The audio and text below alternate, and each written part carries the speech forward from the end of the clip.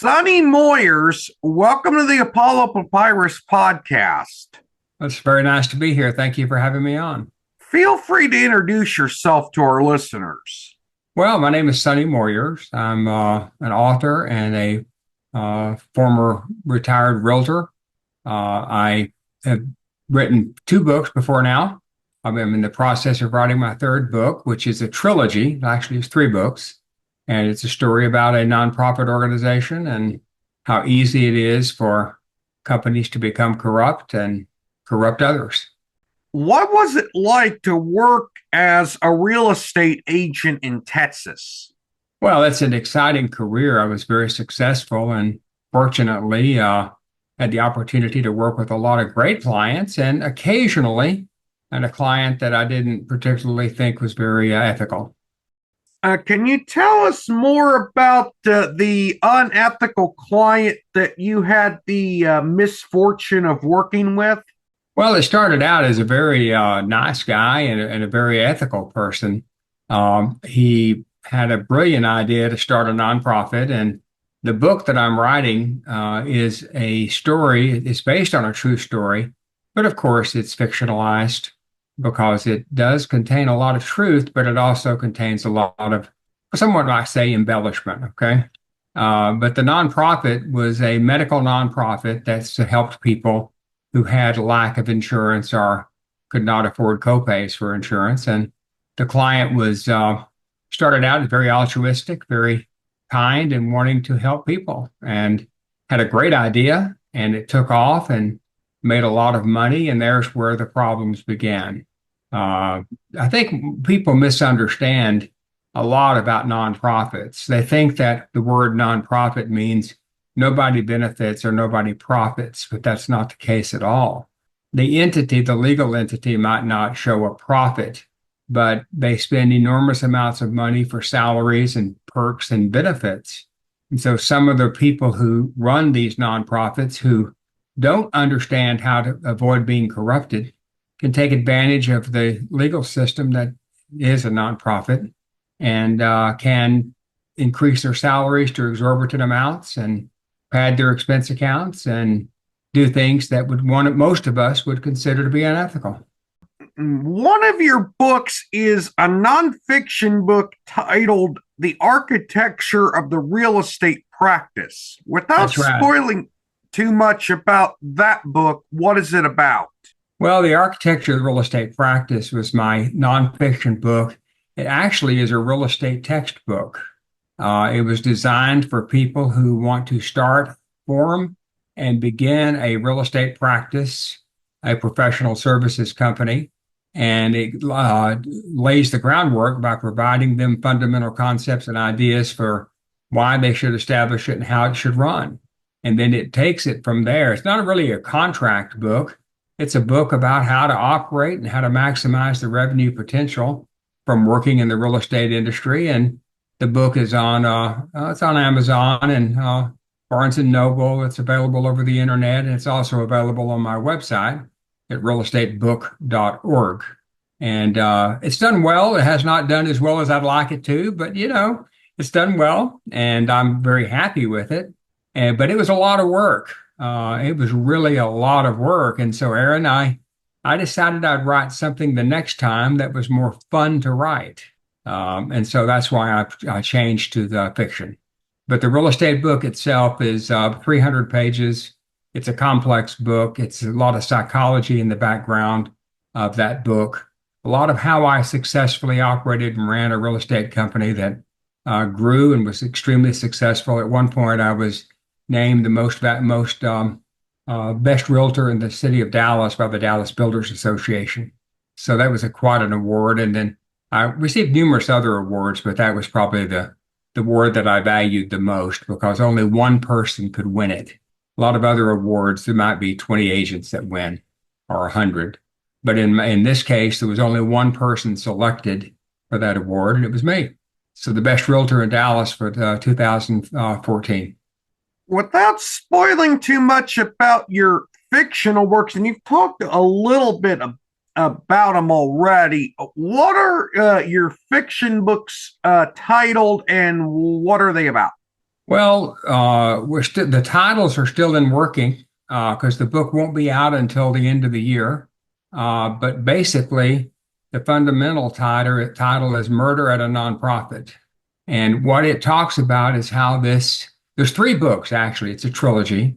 The first book is about why and how the owners of the nonprofit were corrupted to the point that they hired someone to kill someone, a executive with a large pharmaceutical company.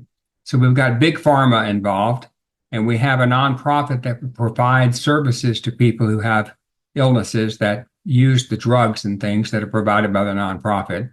And when the pharmaceutical company withdraws its funding for this nonprofit, the nonprofit decides that the guy who made the decision to unfund them should go away, and that they should do their best to replace him with someone who'd restore the funding.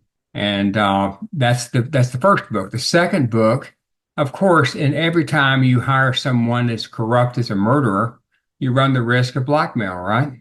Well, the second book is about how the murderer, who was hired by the executives of the nonprofit, goes about blackmailing them and how he deals with it, and how he and his cohort in crime, his CFO, managed to work with this blackmailer to pay him off about $1 million over a period of time.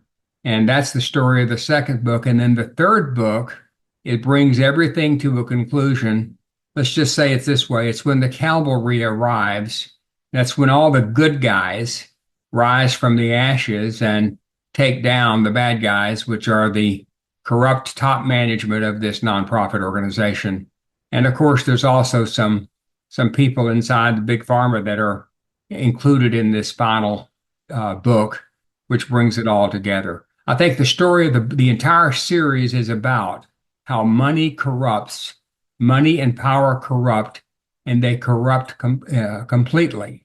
And they also, it extends to when you have a corrupt person, they find ways to corrupt other people so that they can control and use those other people for their bad ways. So the book is really about a fundamental human concept. The book, the trilogy, is about a book about how people, money and power corrupts. And it traces the story of how this man, Duncan, in the book, was moved from being a altruistic, help people personality to goals to how he became so corrupted that he corrupted people around him, and they were involved in the murder of this executive at the big pharma. What motivated you to write a fictional trilogy about corruption in the nonprofit world? Well, what motivated me were a couple of things, and that's a great question, Aaron. The first thing was my first book, or the second book that I wrote, which was 300 pages, was extremely complex because it involved psychology, interpersonal communications theory. It had lots of noted sources of information, and it was a very complex and detailed book that was not easy to read.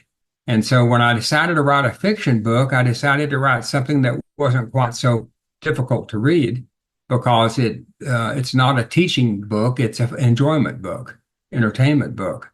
And so when I started putting it together, I thought, well, I can't tell the whole story in one book. It'll be 500 pages because it's quite a story. And I outlined the story, the book, originally the first book, and it was going to be too long and it was going to be too complex. And so I decided I would divide it into 3 books and create a trilogy, much like the Hunger Games or something like that. So that's how I came about it. Now, why did I do it? Well, I was the real estate agent for this nonprofit, and I helped that nonprofit with all of their office leases, all of their growth as they grew from a very beginning nonprofit to a nonprofit that brought in $450 million a year in donations. And so as I helped that company grow over a period of a number of years, about 8 years, the time I worked with them, until I saw them be totally corrupt. The people who ran it became corrupted, but they made a lot of money. I mean, a lot of money. The chief executive was paid. In the book, I talk about $4 million. That's not the exact number, but it's close to that per year. So one of the things I had about nonprofits, I ran a nonprofit. I was in the early stages of developing a nonprofit for the arts. And in that nonprofit for the arts, I was the board president for 3 years. And it was a 501(c) nonprofit, which many people might be familiar with. But the nonprofit, none of the board of directors were paid anything. No one made a lot of money out of it except the people who were benefited, which were arts groups and civic minded people who wanted to develop arts for the city of Frisco, Texas, which is a very high growth, popular city.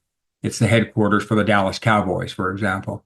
So where I came up with the idea of writing the book, the genesis of the story is true. That's what I worked with a nonprofit, and that came from my real estate experience with them.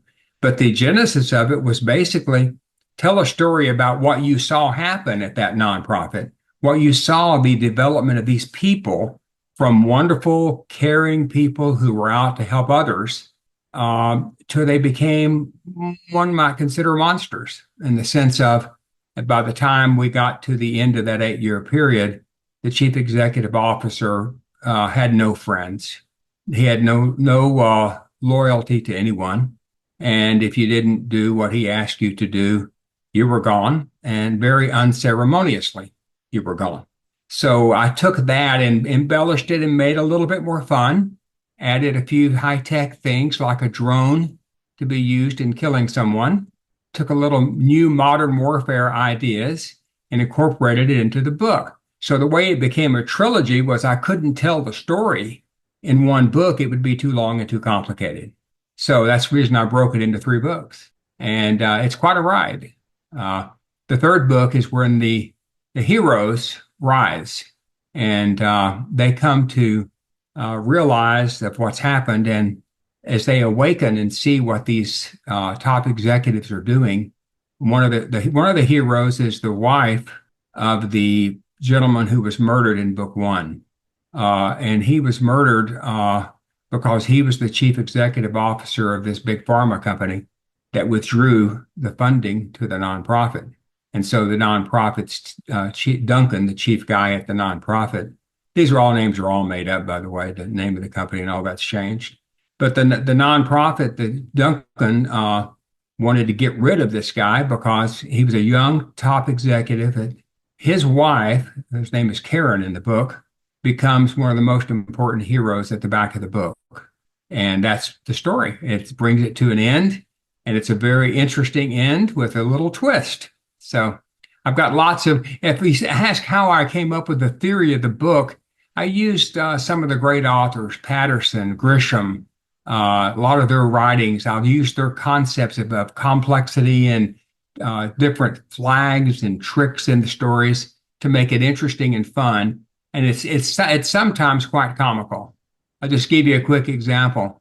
One of the people in the book is killed by a robot, and the robot is controlled by the criminal. He was a genius.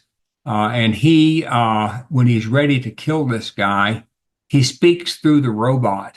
And he says, in this particular case, the person's name was Jake. He said, "Jake, you might want to hold your breath. This is going to hurt a little bit." And then he 3-inch hole in his heart.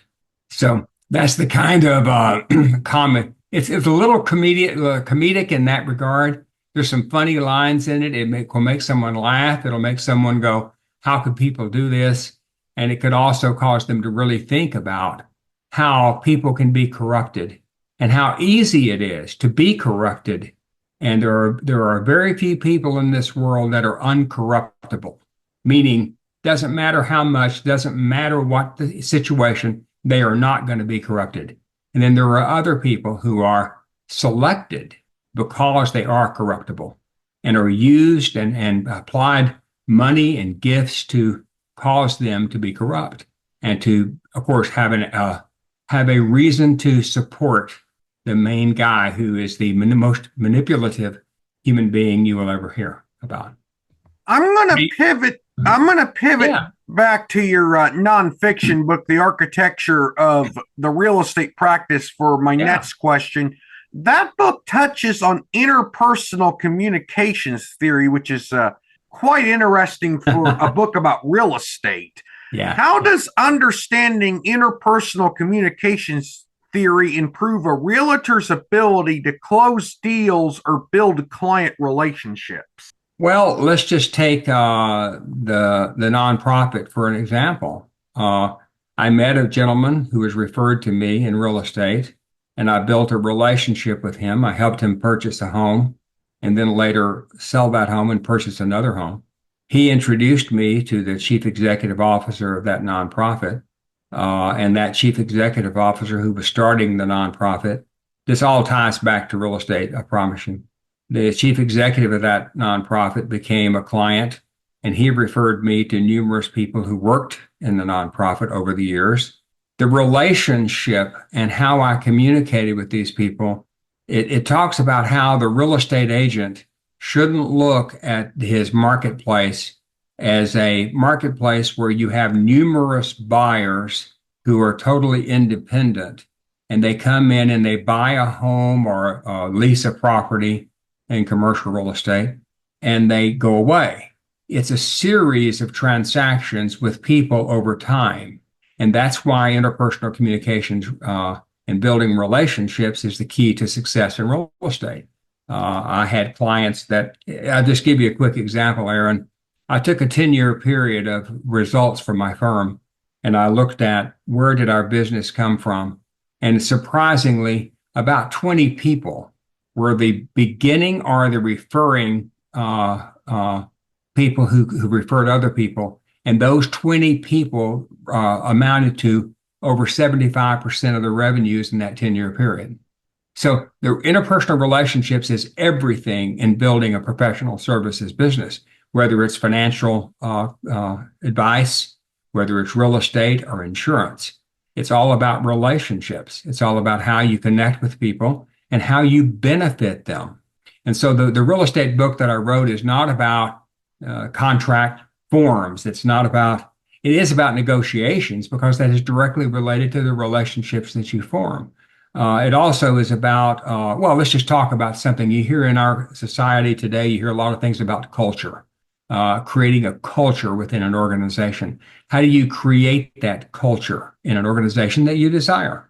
What is your mission, and how do you create that culture? Well, culture is so hard to define, but what it basically means is, what are the fundamental underlying concepts and policies that cause your firm to be successful and to achieve its goals and objectives?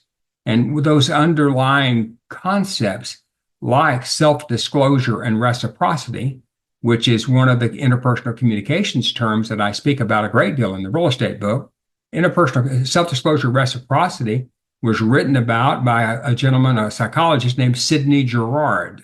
And Sidney Girard wrote about how people through self-disclosure, people cause other people to reciprocate with similar disclosures and form relationships that are meaningful, not just on the surface. And so the concepts of self-disclosure and reciprocity are directly related to what you might call peeling away the onion so that someone really gets to know you and like you. And Sidney Girard also wrote about something called the theory of the mask. Now, I've seen your picture. I know what you look like. But if I could speak with you in person, I could deepen and help build a better relationship than just speaking to you on the telephone.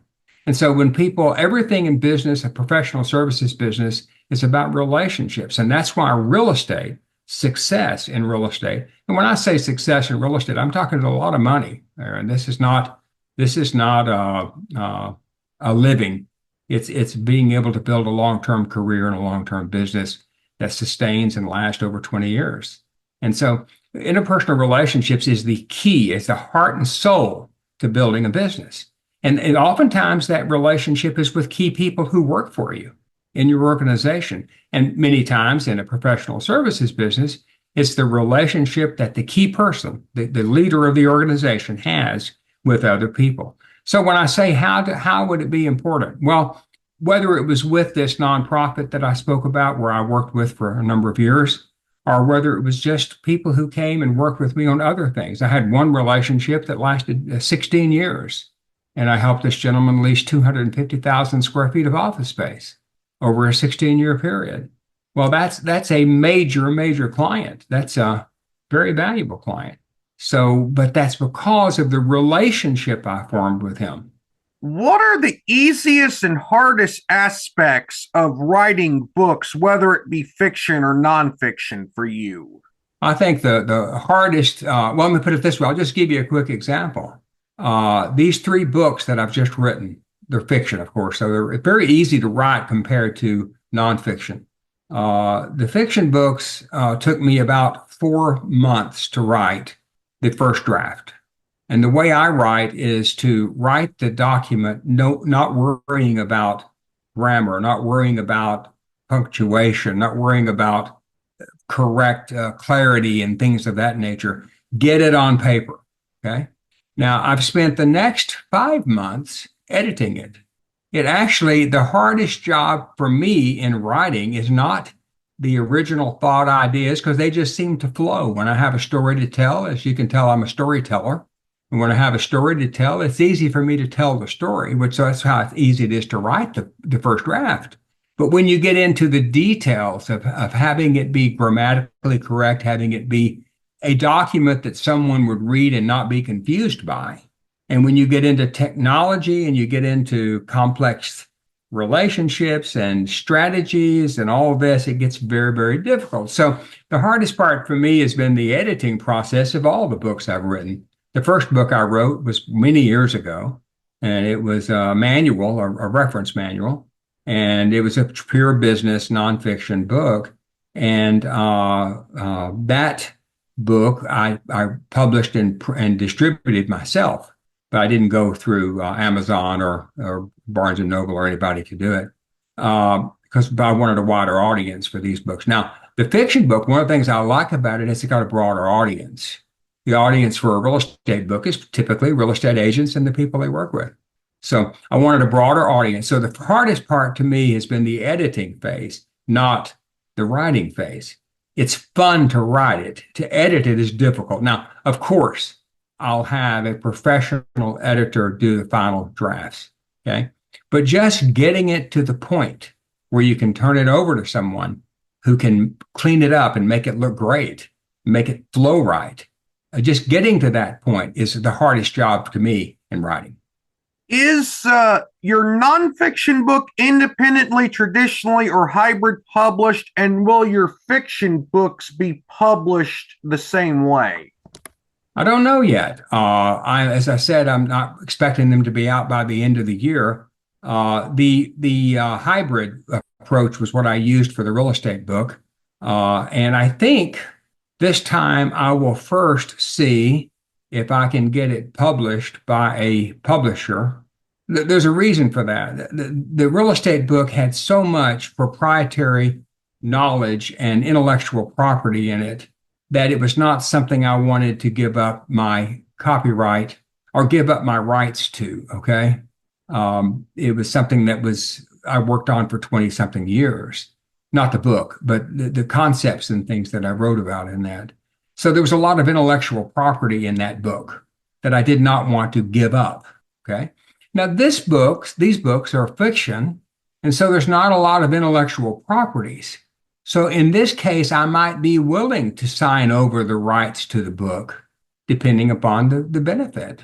If I think it can be distributed widely, and I might be willing to do that. Well, I haven't made that decision yet. And of course, the decision will be somewhat made for me, won't it? When I submit it to various people, they'll either say, this is great and we want to take it and do it, or they'll say, yeah, you're not sure, And then I have to make a decision, don't I? I think being an author, you have to be flexible in the sense that when you look at the product of what where you're writing, do you want that product? Do you want to have control of that product, those intellectual properties over time? Or is it something that you're willing to part with? Because some publishers want to have complete control over the material. And I wasn't willing to do that with the real estate book. I might be on this book. So I'm not quite sure which way I'll go right now. One final question to close out this interview. What is the best advice you could offer to anyone who is considering entering the real estate sales or brokerage industry? The one suggestion, well, I would say the first suggestion is don't make the mistake of assuming it's easy and anybody can do it. A lot of people look at a realtor driving around in a nice car, taking people to lunch, showing them beautiful homes, having this glorious, wonderful experience with the client where everything is so sweet and adorable and the people are happy and everybody loves everybody. They see that and they think it's easy. About 80% of real estate agents who go into real estate fail within the first 3 years. Let me repeat that. About 80% fail within the first 3 years. Now, what does that mean, fail in real estate? They don't make enough money to sustain themselves in time to survive being a real estate agent. And when I say fail, I mean they can't support themselves, so they have to have a part-time job. They may still keep their license, Aaron. They may still be a realtor, which is you have to belong to the National Association of Realtors to be a realtor. Call yourself a realtor. They may be a realtor or they may be an agent, a licensed agent. There are 3 million licensed agents in the United States for a population of roughly 325 million people. Now, if you divide 325 million by 3 million, you see there's a whole lot of agents for a small number of people. So when you think about it, the audience for an agent is very small compared to what we were talking about with writing a nonfiction book. And so when the people go into real estate thinking it's easy, thinking that, oh, all you have to have is a great salesy personality and like people and enjoy real estate and you're going to be successful. No, that's not going to happen. You have to have a plan. You have to have a model, a business model, and you have to have a reason for people are going to choose you over all the other agents that are out there to choose from. And that's difficult. So people think they can go into real estate and be successful. I've had numerous people call me during my career. I'm not only an agent, but I'm also a broker. I also have a master's degree in psychology and an undergraduate degree in management with a minor in communications from Abilene Christian University. And I can tell you that most people go into real estate thinking it's going to be easy, and they're very, very disappointed within 6 months. Sonny, it was amazing to interview you. You were an Thank you. insightful guest, and I thank you for appearing on the Apollo Papyrus podcast. Well, Aaron, I really appreciate the opportunity to visit with you. And I hope that our discussion has been fun, but I also hope that it's been enlightening to people, not only about the process of writing and being an author, but also about being a real estate agent, because real estate is a great career. I've won many, many awards. I've made a lot of money, but I can tell you the most satisfying part about being a real estate agent is the client and how they benefit from what you do.